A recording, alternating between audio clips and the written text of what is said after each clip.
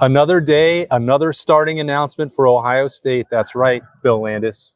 We know who's going to be returning kickoffs, but not punts. You said that to me like I'm starting somewhere. You're in. I got nervous for a second. Yeah, we know that Jaden Ballard will be the first one to return a kickoff for Ohio State on Saturday. Carnell Tate is also in the mix, Ryan Day said. But then, yeah, he kind of left it a little up in the air, no pun intended, I guess, on punt returner. Mentioned Brandon Innes, mentioned like basically all the receivers. All of them. Kind of, yeah. So I thought it was noteworthy that he at least said Brandon Innes' name first. But, yeah, not a great feel, I guess, for who's going to do that. But Jaden Ballard getting an opportunity to impact the game as a kick returner. So these are snap judgments. They're starting right away with special teams. He's Bill Landis. I am Austin Ward. Oh, yeah. It is a Woody Wednesday. Show. We're into all that. Yeah. That's it. That's the big stuff. No, Ryan Day and then all the captains talked as you get one day closer. The last media availability for the Buckeyes before getting ready, before we see them play Akron at 3:30 on Saturday in the Horseshoe. So, I don't think a ton of it was different or developing news compared to what we heard from Ryan Day on Tuesday, but we did get in a little bit of that special teams action, which I think that's one of the last pieces that was remaining here. That and tight end, which he also did not get a great answer about. So like it was asked, I think Ryan Day was asked specifically, is G. Scott going to start?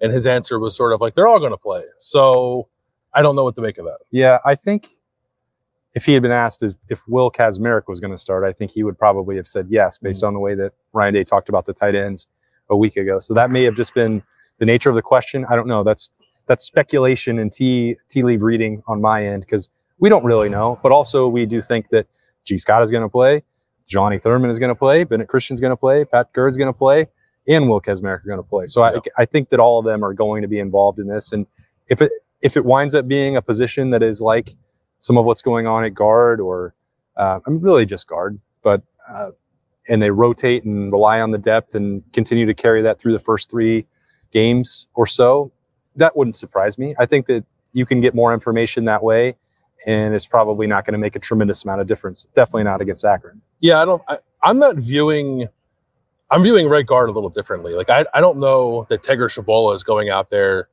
still competing for the job necessarily, and maybe that's not the case at tight end either, but I kind of feel like maybe that's more the situation with tight end, or at least it's somebody in these first 3 games, be it Will Kazmarek or G. Scott or whoever, Johnny Thurman, Bennett Christian, could really go out there and lock down a role if they play well. And maybe pieces still kind of shift around that person, but this does feel a little bit to me like a competition carrying into the season, which I'm fine with. I think the schedule allows you to do that. I think it's good to kind of have that mindset to foster depth anyway, but who starts, I almost don't really care. I'll be monitoring, I think, snap counts for that position pretty closely in the first 3 games to see how things evolve against Akron, Western Michigan, and Marshall to figure out where that's exactly going. But yeah, I'd expect to probably see 4 or 5 guys play there on Saturday. Yeah, and I think, look, there's a world where that continues throughout the entirety of the year. I think that is probably better for the health of that unit than what Cade Stover was forced to do last year or the year before that. So we'll see how that transpires. But other than that, I was a little bit, let's go back to the top, Bill. Jaden Ballard to me feels like more of a punt returner than a kickoff returner. And I don't know if I'm like nitpicking or spending time on something that's not going to matter, which it might not, because I don't know that Ohio State's going to return a ton of kicks. Like just the way he's built and the way he tracks the football seems like he's maybe better suited to punt return than kickoff return.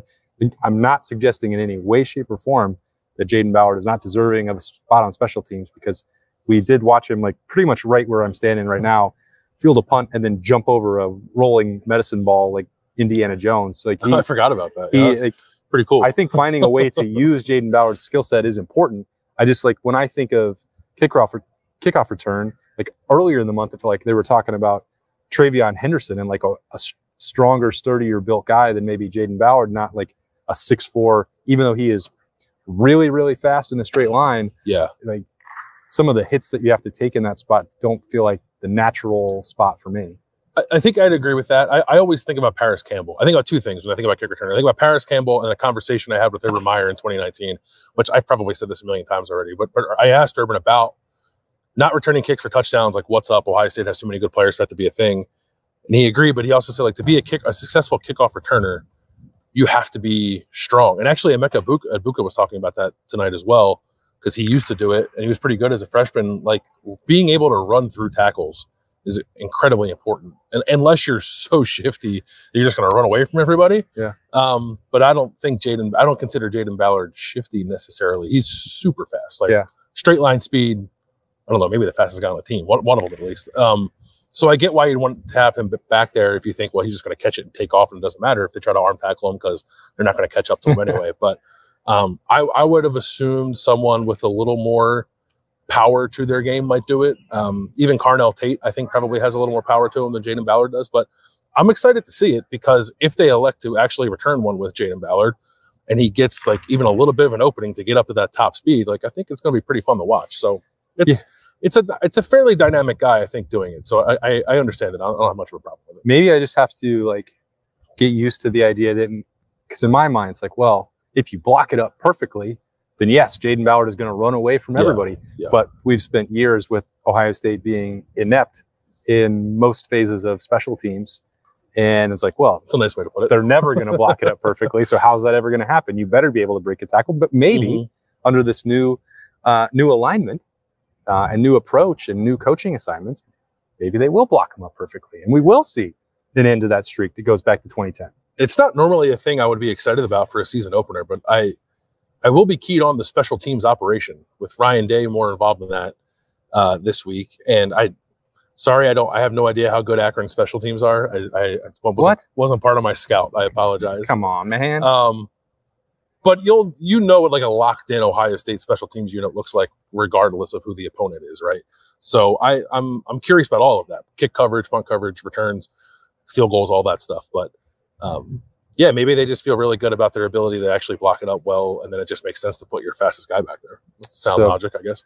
I guess that purview, from what we were told on Tuesday, will be Brian Hartline and Keenan Bailey leading those return units, which is probably also why we keep hearing nothing but wide receivers as the guys who are going to do that. I thought that was going to be the case. Like, Caleb Downs made it sound, or like last week at this time, it's like probably not going to be returning punts. He sounded like a guy who very much would want to do it. Yeah, but has not received the opportunity to.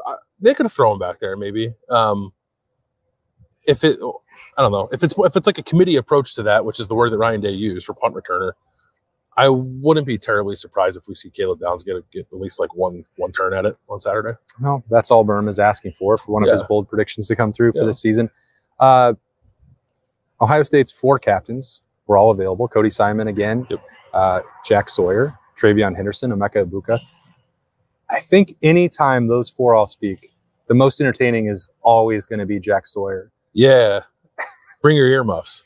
Only one thing that you would beep out, and then one damn, which was, we can talk all we want about how good we're going to be, and if we don't go do it against every opponent, it's not worth a damn. Yeah. He's always been outspoken. He's always spoken his mind.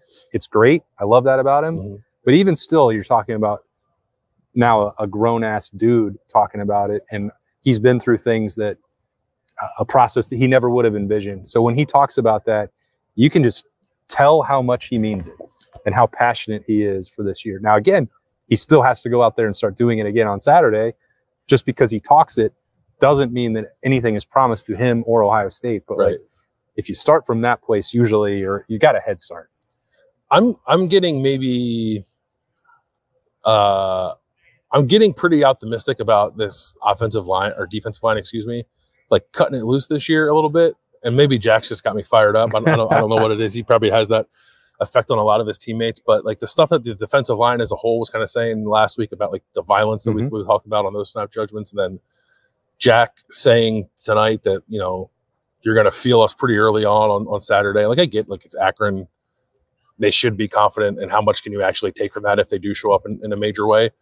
I don't know. It's been a while, I feel like, since we've really seen this defensive line, like, really get after somebody, right? So if it happens on Saturday, I'm going to think it matters. And it seems like they feel like they're going to do that. So they also had to deal with what it was like after Youngstown State last year. And, like, we can say, well, it was fine to play a more conservative game plan.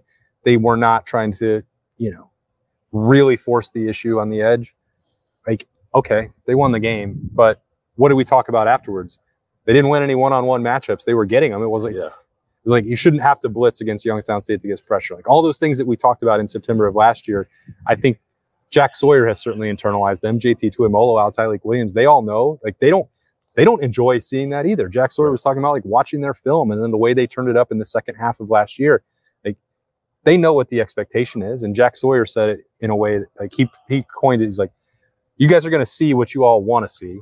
And then he talked about Ohio State fans wanting to see more pressure. Like this is not new to him. He grew up. This is what he always envisioned doing. And, you know, he knows that the way he played in the second half last year is what people thought he was going to do for 4 years or 3 years and then be off to the NFL. So like no one has to explain that to him.